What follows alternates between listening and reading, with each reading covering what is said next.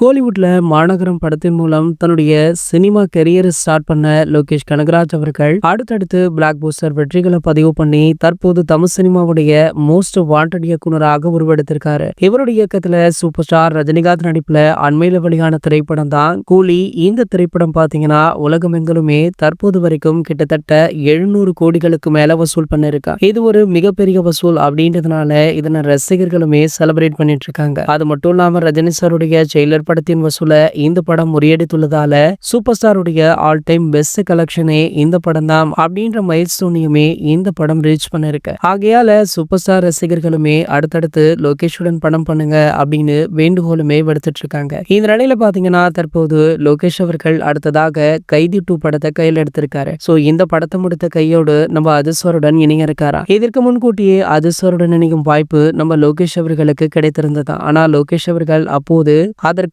தயாராகவில்லையாம். அது மட்டும் இல்லாம விஜய் சாரை போல அதிர்சாரை இயக்குவது அவ்வளவு எளிது கிடையாது அப்படின்றதையுமே சொல்லிருக்காரு. அதாவது அதிர்சாருக்குன்னு ஒரு பக்காவான ஸ்டோரி பேட்டர்ன் எல்லாம் இருக்கணும் அப்படின்னு விளக்கி இருந்தாரு. சோ அவர் பேசிய இந்த வார்த்தைகள் ரசிகர்கள் மத்தியில வரவேற்பு பெற்றது. இது போன்ற சினிமா செய்திகளை பற்றி நீங்க உடனே தெரிஞ்சுக்க நம்மளுடைய சேனலை மறக்காம சப்ஸ்கிரைப் பண்ணிக்கோங்க.